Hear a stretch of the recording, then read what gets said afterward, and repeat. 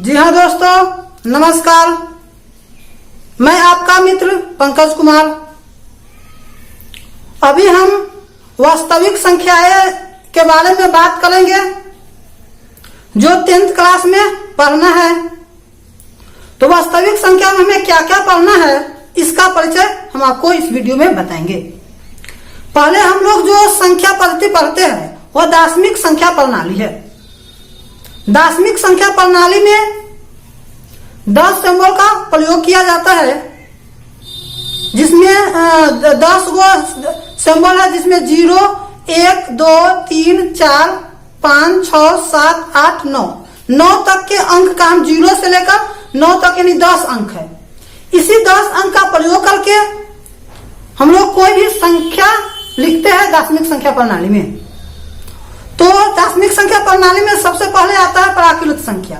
इससे बहुत सारे कंपटीशन के एग्जाम में भी क्वेश्चन पूछे जाते हैं और 10th के क्लास में भी ऑब्जेक्टिव क्वेश्चन पूछे जाते हैं। तो हम जानते हैं प्राकृतिक संख्या क्या होता है। प्राकृतिक संख्या को इंग्लिश में नेचुरल नंबर्स कहते हैं, यानी गिनती की संख्या को प्राकृत संख्या कहते हैं, अथवा 1 से लेकर अनंत तक की गिनती की संख्या को प्राकृत संख्या कहते हैं। जैसे 1, 2, 3, 4 डॉट इंफिनिटी तक होगा। सबसे छोटी प्राकृत संख्या 1 होगा। सबसे बड़ी प्राकृत संख्या की कल्पना नहीं की जा सकती है, क्योंकि प्राकृत संख्या अनगिनत है।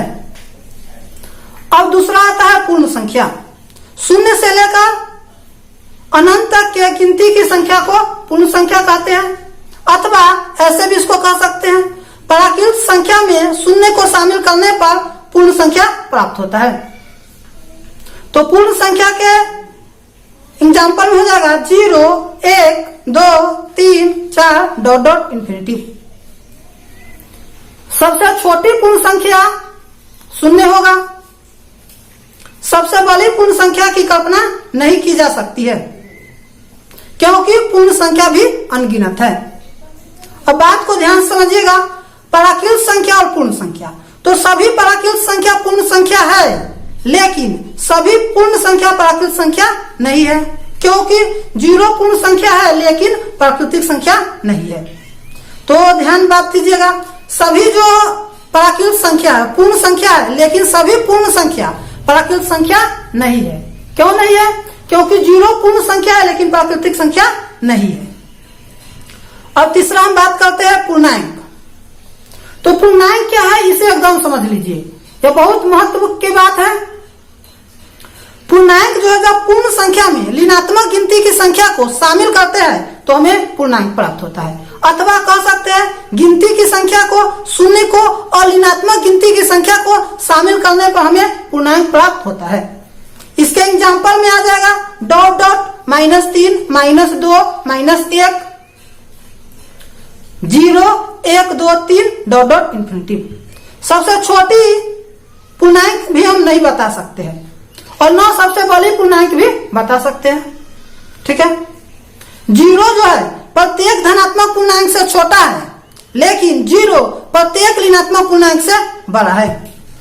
ठीक है, अगला क्वेश्चन इससे आएगा, सबसे छोटी धनात्मक पूर्णांक 1 है। सबसे छोटी धनात्मक पूर्णांक 1 है, लेकिन सबसे बड़ी धनात्मक पूर्णांक नहीं बता सकते। सबसे बड़ी ऋणात्मक पूर्णांक बता सकते हैं, -1 है, लेकिन सबसे बड़ी ऋणात्मक पूर्णांक आपको हम नहीं बता सकते। पहले जान लीजिए, पूर्णांक 3 प्रकार के होता है, धनात्मक पूर्णांक, ऋणात्मक पूर्णांक और 0 पूर्णांक। धनात्मक पूर्णांक में 1, 2, 3, 4 आएगा। धनात्मक पूर्णांक को हम प्राकृत संख्या भी कहते हैं।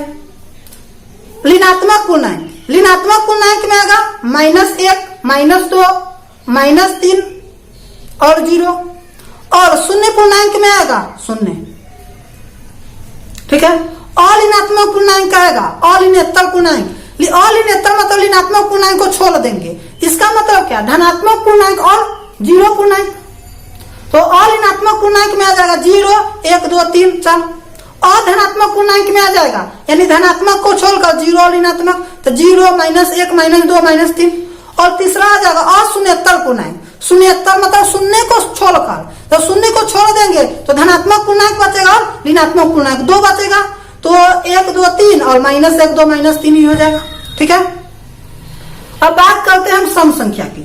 जानते होइएगा वैसी संख्या जो 2 से विभाजित होती है उसे सम संख्या कहते हैं। तो 2 4 6 5 8 2 4 6 8 10 ये सब क्या हो जाएगा, सम संख्या हो जाएगा। अब सम संख्या को भी कितना टाइप से डिफाइन हम कर सकते। अभी जो हम सम संख्या आपको बताए हैं, कहे 2 4 6, तो 0 भी सम संख्या होगा कि नहीं? शून्य भी तो 2 से विभाजित है, तो शून्य भी सम संख्या होगा।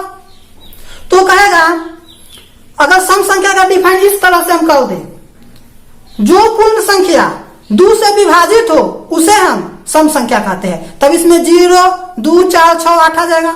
अब सम संख्या का डिफाइन इस प्रकार से हम कर दें, जो प्राकृत संख्या 2 से विभाजित हो उसे सम संख्या कहते हैं। तब इसका एग्जाम्पल 2 4 6 8 10 हो जाएगा। सम संख्या के और भी डिफाइन कर सकते हैं, जो पूर्णांक 2 से विभाजित हो उसे सम संख्या कहते हैं। तो सम पूर्णांक कहेगा, तो सम पूर्णांक जो है 0 2 4 6 हो जाएगा, माइनस में भी हो जाएगा, -2 -4 -6। ठीक है, तो सम पूर्णांक कहेगा, सम प्राकृत संख्या कहेगा, सम पूर्ण संख्या कहेगा। तो इसका अर्थ कुछ हल्का फल्का एग्जाम्पल में चेंज हो जाएगा, लेकिन डिफिनेशन परिभाषा वही रहेगा जो संख्या 2 से विभाजित हो, जो प्राकृत संख्या 2 से विभाजित हो, जो पूर्ण संख्या 2 से विभाजित हो, जो पूर्णांक संख्या 2 से विभाजित हो, उसे ही क्या कहते हैं, सम संख्या कहते हैं। अब विषम संख्या, जो संख्या 2 से विभाजित न हो उसे विषम संख्या कहते हैं। तो विषम संख्या में आ जाएगा 1 3 5 7 9 11 ... सम संख्या का व्यापक या सामान्य रूप 2m होता है। ठीक है, विषम संख्या का सामान्य या व्यापक रूप 2m + 1 या 2m - 1 होता है। ठीक है, विषम संख्या का किसी भी सम संख्या में 2 ऐड करेंगे तो समय संख्या प्राप्त होगा, या किसी सम संख्या में से 2 घटा लेंगे तो सम संख्या प्राप्त होगा। किसी भी सम संख्या में 2 जोड़ देंगे तो विषम संख्या प्राप्त होगा। किसी भी सम संख्या में से 2 घटा लेंगे तो विषम संख्या प्राप्त होगा। अब आगे आता है अभाज्य या रूढ़ संख्या। अभाज्य संख्या को ही प्राइम नंबर भी कहते हैं। तो अभाज्य या रूढ़ संख्या क्या है, इसका भी ध्यान समझिएगा। एक से बड़ी यानी एक से बड़ी वैसी संख्या जो केवल एक और अपने आप से विभाजित हो, इसके अलावा किसी दूसरी संख्या से विभाजित न हो, उसे ही अभाज्य संख्या कहते हैं। यानी एक से बड़ी वैसी संख्या जो केवल एक और अपने आप से विभाजित हो, इसके अलावा किसी दूसरी संख्या से विभाजित न हो, उसे ही अभाज्य अथवा रूढ़ संख्या कहते हैं। तो इसके एग्जाम्पल में आ जाएगा 2 3 5 7 11 13 ... 2 को हम देख रहे हैं 1 और 2 के अलावा किसी दूसरी संख्या से विभाजित नहीं है। 3 भी 1 और 3 के अलावा किसी दूसरी संख्या से विभाजित नहीं है। 5 भी 1 और 5 के अलावा किसी दूसरी संख्या से विभाजित नहीं है, इसलिए इस सबको अभाज्य संख्या कहेंगे। अब क्वेश्चन आता है सबसे छोटी अभाज्य संख्या। तो सबसे छोटी अभाज्य संख्या 1 होगा।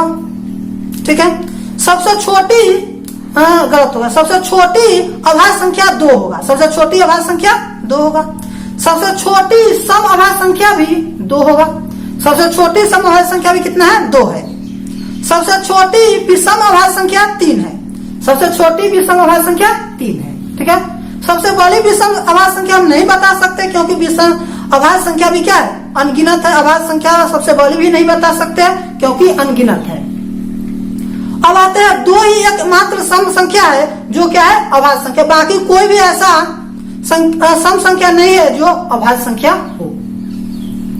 अब बात करते हैं भाज्य या यौगिक संख्या। भाज्य संख्या को ही यौगिक संख्या या कंपोजिट नंबर कहते हैं। इसका एकदम आसान डिफिनेशन दे सकते हैं परिभाषा। एक से बड़ी वैसी संख्या जो अभाज्य संख्या नहीं है उसे ही भाज्य यानी यौगिक संख्या कहते हैं। या कह सकते हैं एक से बड़ी वैसी संख्या जिसमें एक और अपने आप के अलावा किसी दूसरे संख्या से भी विभाजित हो, उसे ही यौगिक संख्या कहते हैं।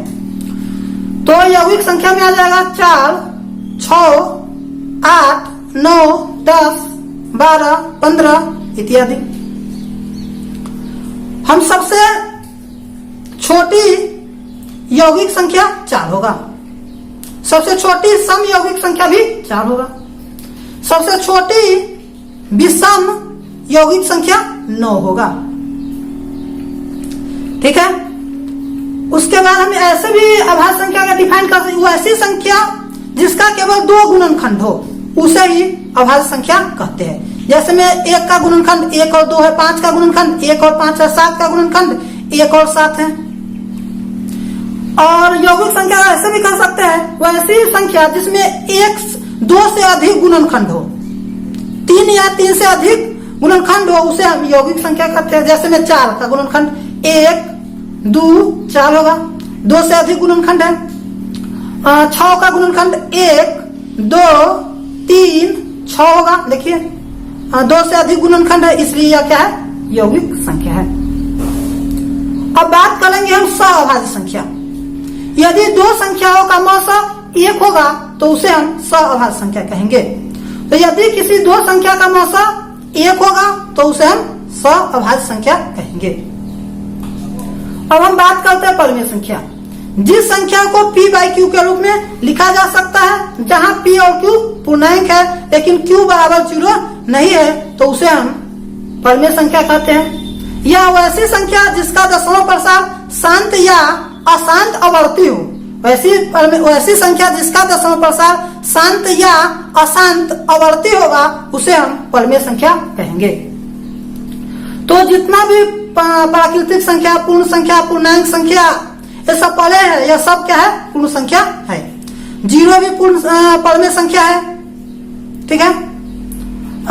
1 भी परमेय संख्या है, 2 भी परमेय संख्या है, 5/2 भी परमेय संख्या है, -3 भी परमेय संख्या है, -3/4 भी परमेय संख्या है। अब बात करेंगे अपरमेय संख्या। वैसी संख्या जिसे p/q के रूप में नहीं लिखा जा सके उसे हम अपरमेय संख्या कहते हैं। या कोई भी संख्या रूट के अंदर होगा लेकिन वह किसी संख्या का पूर्ण वर्ग नहीं होगा तो वह अपरमेय संख्या है। और कोई भी संख्या रूट के अंदर होगा लेकिन क्यूब रूट के अंदर होगा लेकिन किसी संख्या का पूर्ण क्यूब भी नहीं होगा तो वह भी क्या है, अपरमेय संख्या। या किसी संख्या का दशमलव प्रसार अशांत अनावर्ती है, यानी किसी संख्या का दशमलव प्रसार अशांत अनावर्ती है तो वह भी संख्या अपरमेय संख्या होगा। अब आता है वास्तविक संख्या। परमेय और अपरमेय संख्याओं के समुच्चय को वास्तविक संख्या कहते हैं। वास्तविक संख्या या तो परमेय होगी या अपरमेय होगा, ठीक है। तो परमेय और परमेय संख्या का एग्जाम्पल लिख देंगे, वही वास्तविक संख्या का एग्जाम्पल होगा। जैसे 5, 6, 5/2, -3/2, √2, √5, √8, ये सब क्या होगा, वास्तविक संख्या। अब हम बात करेंगे यूक्लिड के भाग एल्गोरिथम या भाग लेमा से। अगर किसी भी संख्या में हम भाग देते हैं जिस संख्या से, ठीक है, उसको भाजक कहते हैं। जिस संख्या में भाग देते हैं उसको भाज्य कहते हैं। भाग देने पर जो आता है भागफल और नीचे जो बच जाता है उसे शेषफल कहते हैं। यानी भाज्य इक्वल टू सूत्र होता है भाजक गुने भागफल प्लस शेषफल। यानी a BQ + R। a के मतलब भाज्य, b के मतलब भाजक, q के मतलब भागफल और r के मतलब शेषफल। शेषफल का मान हमेशा 0 या 0 से बड़ा होता है लेकिन भाजक से छोटा होता है। भाजक जितना होगा उससे कम से कम 1 छोटा होगा। यदि हम भाजक 0 ले लेंगे तो यानी b 0 ले लेंगे तो r के मान 0, b हम यदि 3 ले लेंगे तो r के मान 0, 1, 2 होगा, 3 नहीं हो सकता है। तो शेषफल 0 या 0 से बड़ा लेकिन भाजक से छोटा यानी b से छोटा होता है। अब हम बात करेंगे 2 संख्याओं के मौसा एवं रसमय संबंध। तो 2 संख्याओं के मौसा एवं रसमय जो यह संबंध है यह बहुत ही महत्वपूर्ण क्वेश्चन है। क्यों? क्योंकि इससे सभी एग्जाम में क्वेश्चन 10th के क्लास में तो पूछा ही जाता है, यह 6th क्लास से ही स्टार्ट हो जाता है। 2 संख्याओं के मौसा एवं रसमय संबंध समझ ही गए होइएगा। बैंक, एसएससी, रेलवे इस सारे एग्जाम में इस टाइप के क्वेश्चन पूछे जाते हैं। 2 संख्याओं के मौसा एवं रसमय संबंध। तो 2 संख्याओं के मौसा एवं रसमय संबंध होता है मौसा गुने रसा इक्वल टू 2 संख्याओं का गुणनफल। यानी मौसा गुने रसा बराबर 2 संख्याओं का गुणनफल। यानी इसको हम कह सकते हैं मौसा गुने रसा बराबर पहली संख्या गुने दूसरी संख्या, ठीक है। तो यहाँ से मान लीजिए हमको पहली संख्या निकालना है तो लिखेंगे मौसा गुने रसा बट्टा दूसरी संख्या, या दूसरी संख्या निकालना होगा तो लिखेंगे मौसा गुने रसा बट्टा पहली संख्या। यदि मौसा निकालना होगा तो दो संख्याओं का गुणनफल बट्टा लसा, लसा निकालना होगा तो दो संख्याओं का गुणनफल बट्टा मौसा। ठीक है। अब कोई भी पद में संख्या दिया हुआ है और उसका दशमलव प्रसार हमें पहचानना है कि शांत होगा या अशांत होगा, बिना भाग दिए हुए हम कैसे पहचानेंगे। तो कोई भी पद में संख्या p बाई क्यू के फॉर्म में होगा और p और q अपने सरलतम रूप में होगा, यानी p और q के अभाज्य गुणनखंड में एक के अलावा कोई भी संख्या उभयनिष्ठ नहीं होगा, यानी कॉमन नहीं होगा। तब हम q का अभाज्य गुणनखंड तोलेंगे। q का अभाज्य गुणनखंड केवल 5 आएगा तो उसका दशमलव प्रसार शांत होगा, या q का अभाज्य गुणनखंड केवल 2 आएगा तो भी इसका दशमलव प्रसार शांत होगा, या q का अभाज्य गुणनखंड 2 और 5 दोनों आएगा तो भी इसका दशमलव प्रसार शांति होगा। 3 बात हम बताए हैं, यानी q का अभाज्य गुणनखंड तोलेंगे तो केवल 2 आए या केवल 5 आए या 5 और 2 दोनों आए तो उसका दशमलव प्रसार शांत होगा। यदि 5 और 2 के अलावा कोई दूसरा संख्या आ जाएगा अभाज्य गुणनखंड तो उसका दशमलव प्रसार अशांत अनावर्ती होगा। तो इसमें इतना बात आपको ध्यान होना चाहिए। वास्तविक संख्या में इस टाइप के आपके क्वेश्चन पूछेंगे तो सारा का सारा आपसे क्वेश्चन बन जाएगा। धन्यवाद।